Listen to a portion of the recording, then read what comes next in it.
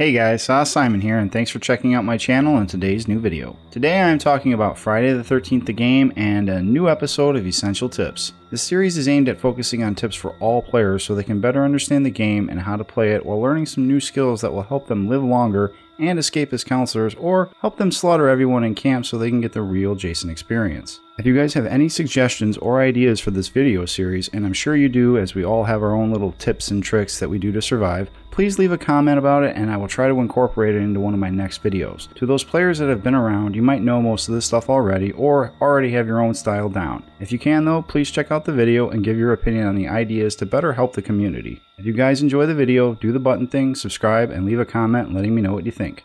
Here we go.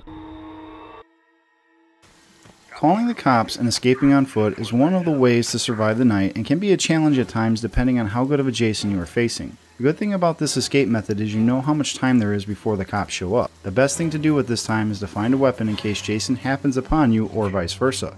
After that, try to find a med spray or whatever other quick select items you can that can aid you in your escape in case Jason hits you or gets lucky on a shift grab and you need a pocket knife to escape. If you have the time or you just come across it after the cops are called, grab the sweater also. It's basically a get out of jail free card when making your way to the exit if the cops are around. If Jason is camping the exit, simply get close enough to him, use the sweater, it will distract him long enough for you to sprint by him to safety or even use it to freeze him up and help fellow campers escape past him.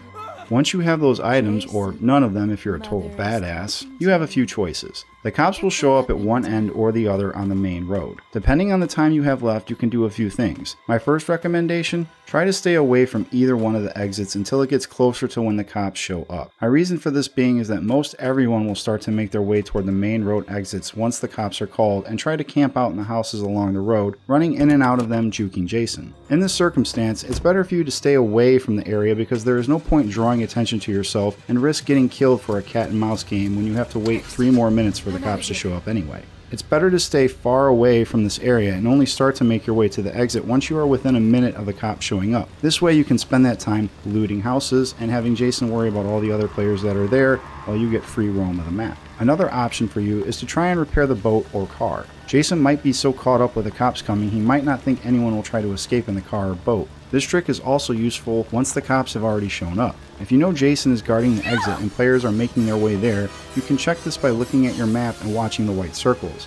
Use this time to try and repair the vehicles. Chances are Jason won't port to you because he is either dealing with whoever is in his immediate area or whoever he might be chasing already burned his morph so he might not have it up yet. Also, as I stated before, it's also very useful to try and grab the sweater if you happen across his shack or go right after it if you know where it is. It's a very useful tool for escaping. Once the cops have arrived, this scenario changes some. First, you want to know how many people are left alive and where they are on the map, so check that out. This can give you tons of good information to know and to plan your way to where you want to go. At this point, if you have not started yet, start moving towards the exit. Now that you know where the exit is and where the other players are, try to use this info to your advantage. If a few players have escaped and it's just you and maybe another player or two, you will want to make your way to the exit quickly because Jason will be looking for those last few players. Knowing that you last few players will be trying to escape, he will stay closer to the police exit and try to keep his sense up to find you. This is where having the sweater or a pocket knife comes in handy. Another thing Jason can do is place their bear traps on the road towards the police, hoping you will run into them and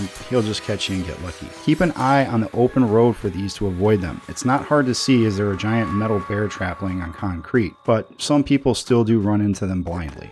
Out of all of this info, the only other thing to do is to wait your time out by hiding if you want to, or doing random things like repairing the electrical boxes and helping other players. But to each his own, this is just a tip.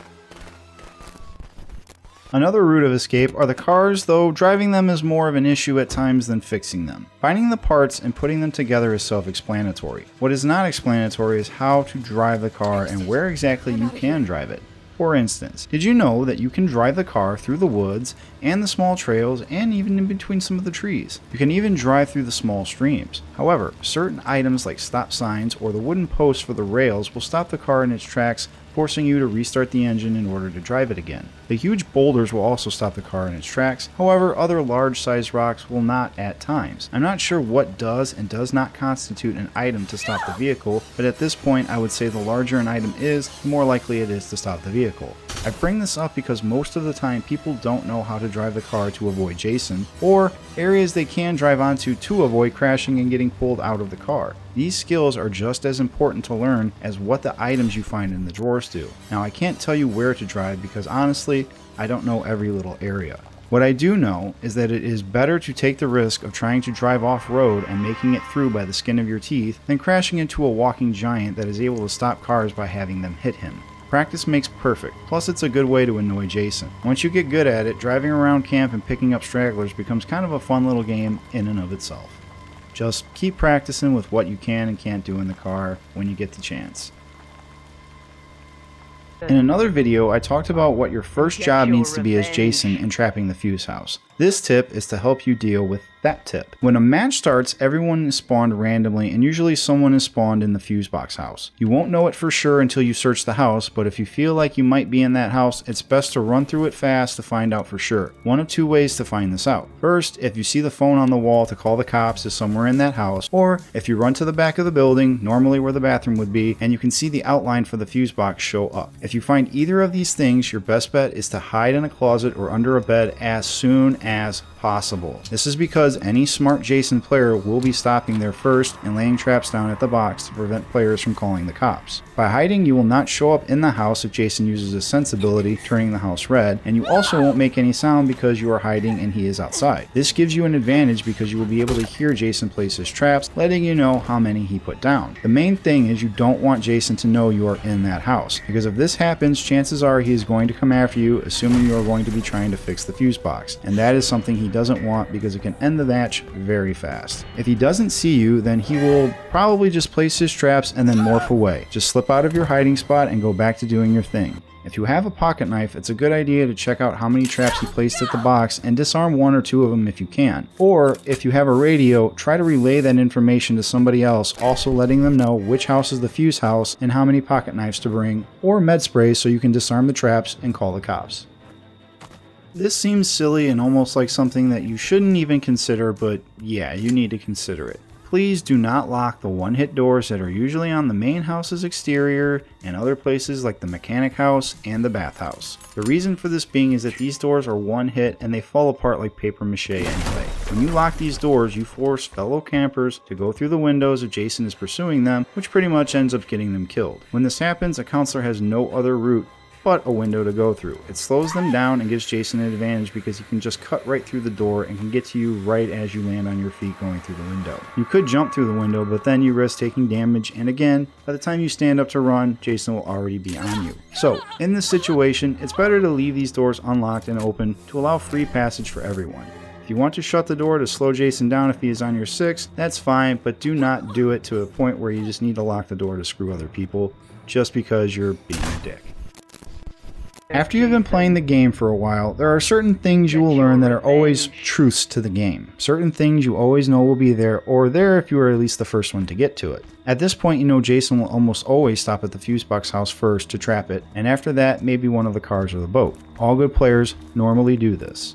You should also know that if you enter Jason's cabin without his mask in your possession, his mother will alert him and he will come back to the shack and chase you down. However, if you have his mask in your inventory, then she won't alert him and you're free to just go in there and steal that sweater. Other things worth knowing are that you can always find a med spray in cabins in the very back room, usually the bathroom area on a shelf. It's very rare that one is not there, and you should be able to tell if the house has been raided beforehand before you even get to that room. The fuse box always spawns in the same few cabin spots on the maps, so try to remember where they are on those maps. They usually only spawn in the same 3 or 4 houses, so try to get your memory working. Jason's traps have 2 different appearances. Traps that have not been sprung appear as a diamond, while traps that have been sprung appear as a diamond with a small circle in the middle to indicate that they have been sprung by somebody.